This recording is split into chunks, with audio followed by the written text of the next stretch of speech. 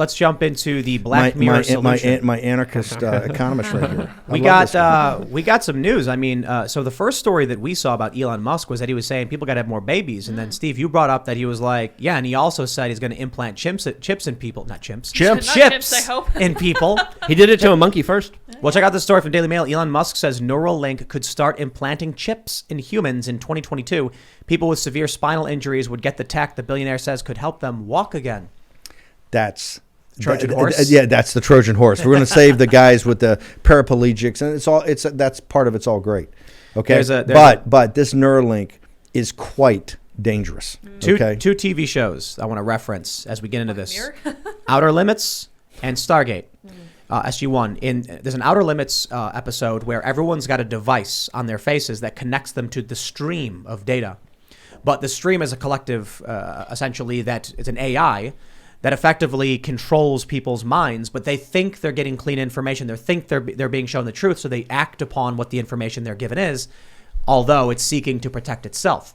In Stargate SG1, they go to a place where everyone's slowly dying off, and they're all, connected to this like AI system that erases their memories as people die, so they don't know what's actually going on. wow. These are the dangers of what you get with like a Neuralink.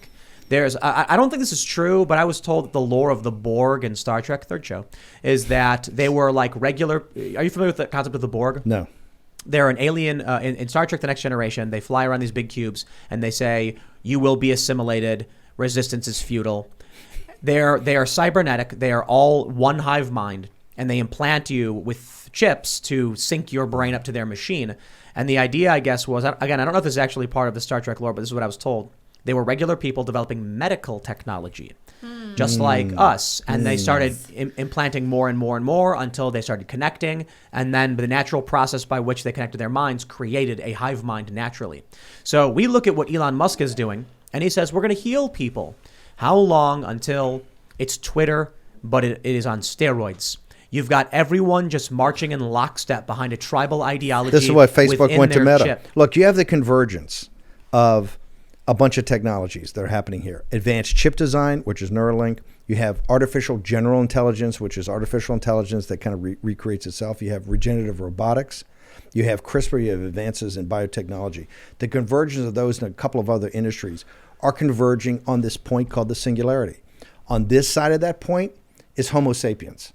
On the other side of that, let's say it's Homo sapiens plus, okay? And this is, hey, on climate change and all that, is that an immediate crisis?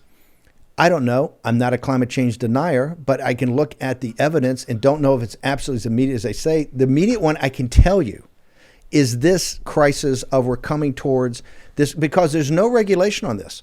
Once again, your audience has to understand, as happened with shipping all the jobs over to China, it's your money. The Greek tragedy part of this, everything about the singularity is financed by the pension funds of the deplorables in this country. They are the venture capital firm. Remember, the venture capital firms, the private equity firms, the hedge funds. It's all your money from your pension funds, from your insurance companies, from your banks. That's the money's done. And what they're doing is coming up with the convergence of this. That who knows? They're going to be designer. Who knows how this goes? It is hurtling so fast. And now this is the thing about Schmidt in that report. And if you read Kissinger and Schmidt's book, they're telling you, well, guys, hey, guess what? We don't have a choice here because it's an arms race. The most dangerous weapons in the history of mankind are being developed right now in artificial intelligence. Oh, by the way, the Chinese are here, the Russians are here. So we have to get into this arms race. So now you're going to have this exponential growth of this. In 30 years, there's going to be some 18-year-old who's had a Neuralink since he was born. And he's going to be like, what's the big deal? I mean, we've always had the chip. We've always been implanted. At Front National, National Rally, the political group in France, in January of this year, they had their annual meeting, the kickoff meeting. And they had a bunch of French thinkers come up and address them about what's happening in the economy, what's happening in the future. A guy stood up, one of the top biotech investors in France, and said the first post full Homo sapien has been born today. And they will be something that is post-man, okay, because of either a chip artificial intelligence is implanted. Who knows? My point is, if you look at it, you've got all these industries going down this path, totally unregulated, with nobody looking. You got DARPA, your tax dollars, you got private equity, you got stuff happening in China, South Korea, in Eastern Europe. Nobody knows what's going on, right? But you're seeing hints of it. You're hearing hints of it from the Schmitz of the world and from people talking about national security, saying, well, there's some artificial intelligence weapons that could be, very scary. You got the people are sitting there going, you got the guy came out the other day on the Defense Department saying we're so far behind where the Chinese are. Okay. Then you don't even talk about the CRISPR part, which could get to the biological weapons. We have no earthly idea what's going on. We have no ability to control it right now because, look, I'm a fighter and I fought globalization and I'll take on a lot of fights. This one right here, you kind of sit there and go, where do we even start? Why would the elites want the plebs to be in their Neuralink network? They don't. Here's what it was. Jane Goodall said the other day is that she said the other day, the carrying capacity, their mentality is that because you can't solve the global crisis, the math doesn't work to solve anything on the climate change crisis at the scale you have of people today, of 7 billion people, okay? Her thing was, hey, the carrying capacity of the Earth that's correct is 500 million. So what the elites want, what the elites want is 500 million, right? And so when they say the replacement strategy, it's not about whites versus Hispanics versus blacks. It's about Homo sapiens versus the elites want, and all of them focus on this one thing, which is life extension. Right, the Veritas guys, when they were in the Facebook, he's talking up the young girl and being a big shot and talking about how they worked the election against Trump. The last part of it's the buried lead. He goes, oh, by the way, all Zuckerberg and the wife spend their time on is eternal life and metaverse. He's the one that dropped the bomb on Meta. That they're going to a whole different thing of the embodied internet, and that's where they spend the time. You make a big deal about this election. They don't spend any time on that. They really spend their time on this. The elites in the world are spending their time now financing and looking at extending life because all of them are godless. They're all atheistic materialists. They want to live forever. Okay, they're in back of this whole thing, and this is not a conspiracy theory. This is not conspiracy theory. Look at Facebook and Meta, and they have enough power and influence and money to do so. And it's not just foreign countries, but Steve, it's not just foreign countries. It's Amazon, it's Google developing artificial intelligence, also working with China in order to do so. Zuckerberg, Google, these are like we're back in the Middle Ages where you have city states.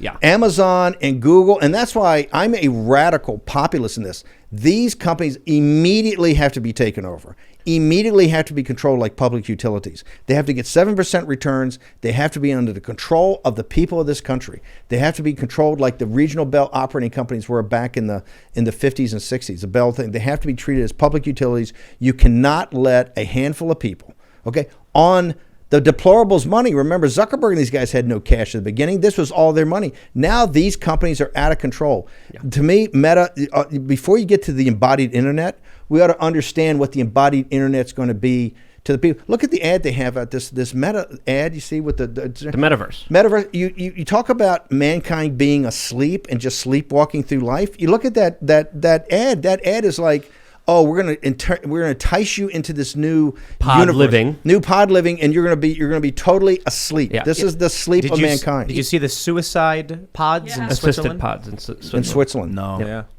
Elon Musk even has monkeys with brain chips that are playing video games right now as we're speaking. As the World Economic Forum literally just released a statement with one of its representatives talking about how we need a population of the world that was 500 years ago. 500 years ago, the population of the world was 461 million people, and they're talking about overpopulation leading to all the world's problems. This is not some schmendrick. This is Jane Goodall. Now, she's been saying it forever, but she says, they asked her, what's the base, and I've heard this from people, they call it the carrying capacity of the Earth. They've run the numbers on this. This is not, I'm not a conspiracy theory guy. This is something they work on all the time, and you can see by these different technologies. It shouldn't be lost on people. When China when the CCP went to 10 years ago, made in China 2025, of which they never talk about anymore because they realized they got people's attention on that. The top 10 industries, they said the 10 industries they were going to dominate by the year 2025, the top 6 were the industries that converge into the singularity. Okay? CRISPR, advanced chip design, artificial intelligence, artificial general intelligence, robotics, regenerative robotics. This is happening today. This is not science fiction. We've hired, by the way, guys at War Room. Joe Allen runs a team, right? We're adding more people to it just to focus on transhumanism. Because I keep telling people, set climate change off the side. That maybe not, who knows, okay? But this is real, and this is going to happen not in 50 years, not in 30 years, in 10 years. I think you're going to hit the singularity. What does that mean?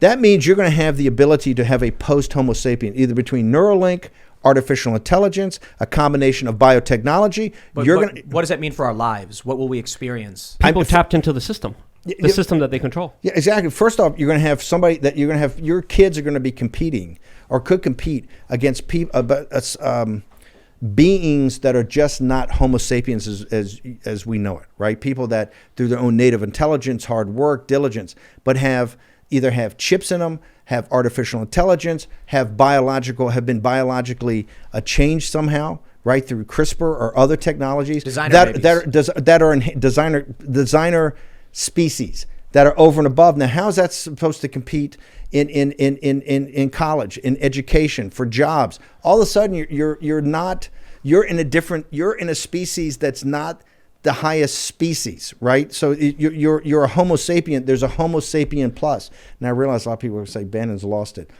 But no.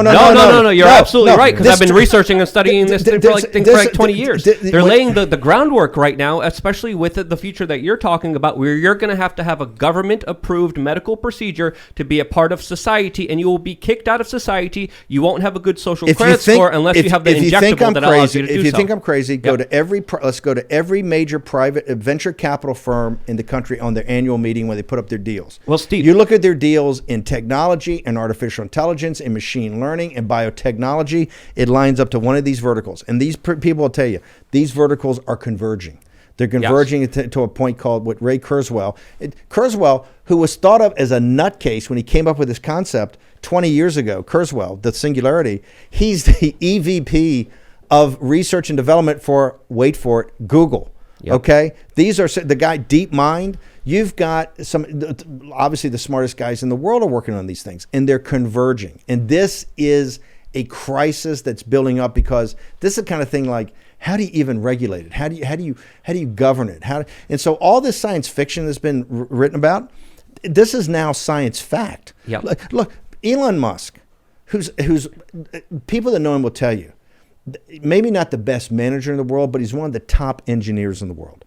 When that guy comes out and says, in the fall of 2022, that would be less than a year away, I'm going to be able to insert a chip into a human mind, okay? A human mind that's going to take care of somebody who's no spinal cord, who's a paraplegic. That's where it's going to start, okay? But trust me, they've got stuff in the Neuralink lab right now that ain't just working on paraplegics.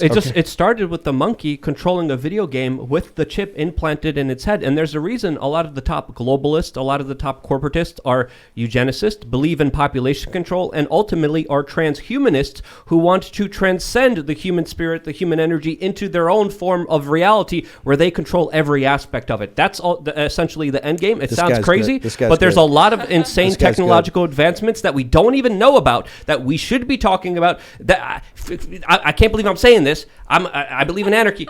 Should be some regulations surrounding. Oh no! It has to be regular. First off, we need. I can't believe I'm saying it. When Eric Schmidt came out with this, I think 800-page report about a year ago on artificial intelligence that he had done for the Defense Department, and he had done it on Trump's watch. He signaled right there. And he said, we're in an arms race, and China is so far advanced, and you've heard guys come out since then, including the people at the Pentagon that are in charge of artificial intelligence, saying, hey, we're so far behind. All of a sudden, you get into an arms race on this thing, it's your nuclear weapons. You started at something at Nagasaki and Hiroshima that was one thing, and now, because of the perfection of it, right? Think about it for a second. There's more computing capacity in that phone than there was in the Kennedy Space Center when a man went to the moon. 4 kilobits. That's the other thing is they got, in fact, our Joe Allen, there's an analysis out by a guy, I think he's at MIT. And Joe, I apologize if I don't get it right. Moore's Law, which is the driver of the chip that goes in your brain from Elon Musk, is Moore's Law. Every 18 months, the computing capacity they're going to cut in size, and it's going to double. Whatever, every 2 years, computer power doubles. Doubles. Yep. It's about 18 months. That's Moore's Law, but 2 years. In AI, the guy did the analysis in AI. Joe Allen, in fact, got it up on warroom.org. a summary of the article. He said, hey, they've got a Moore's law in artificial intelligence, but it's not doubling every 18 months. It's 6x. Yep, it's perpetual growth that just goes up dramatically. Do you know what the event horizon is? When AI gains the ability to code itself. Yep. Artificial general intelligence. Yeah. Because you have artificial intelligence and regenerative robotics. When it codes itself as artificial general intelligence. Now, some guys will tell you that's a fantasy, it'll never be able to happen. There's other guys that say, hey, I think we're on the glide slope indicator for like 10 years. My point, we don't know. But what we do know is a massive amount of capital, of your capital, of people's capital is going into this. And it's not being discussed. DARPA, your tax dollars through the federal government, okay? All these universities everybody goes to are massive research labs for this. Remember, the University of North Carolina was one of the biggest testing groups for starting the CCP virus, and nobody knew it went on at Chapel Hill. Okay, there are things at every research university in the country, tremendous amount of resources on your tax dollars, and all of your pension funds are fueling this right now. Nobody talks about it. Elon Musk drops this thing out. Well, look at this, and it's always some goodwill thing, which is fine.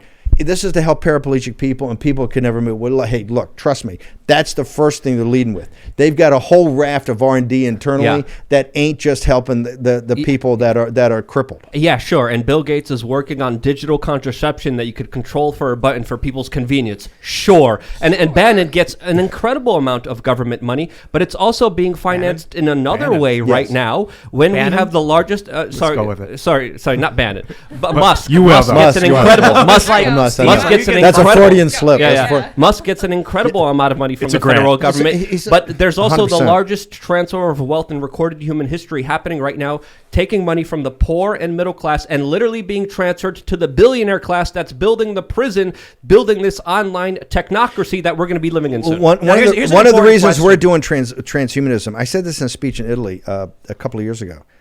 I said, look, globalization came about because all these forces kind of came together and nobody stopped it and nobody talked about it. And it was all supposed to be great. And it turned out not to be great.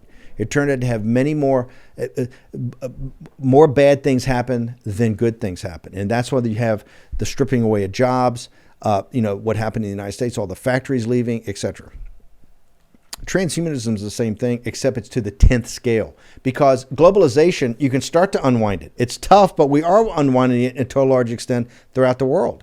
Transhumanism, once you hit the singularity and you're on the other side of it, you can't put that genie back in the bottle. The only point I make is that there's so much research going on, and you got to avoid the thing of conspiracy theories and half-baked ideas. Just look at the verticals.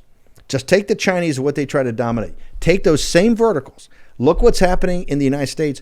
Go to Drudge. I mean, Drudge has got one of the best transhumanist sections. Now, it's all over the page. You got artificial intelligence here. You got robotics here. You got things. But if you look at just the news every day that's coming out, and that's only going to accelerate. It's going to accelerate at an accelerating speed. And we need to get ahead of that. And we need to get ahead of it now. They're going to celebrate it.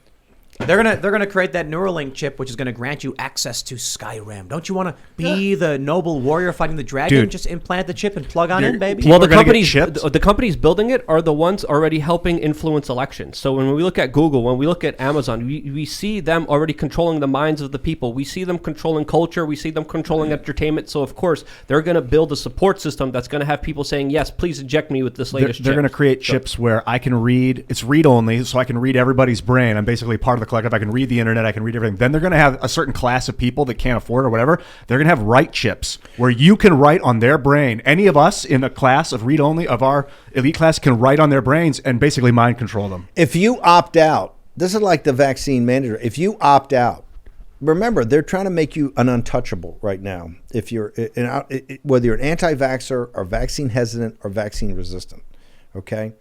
They're trying to other you. Look what's happening in Austria. Things that would be conspiracy theories in the summer are now facts. Austria says everybody that's unvaccinated is going to be locked down. Then we're going to lock everybody down. Oh, by the way, on 1 February, mandatory vaccination for the entire nation.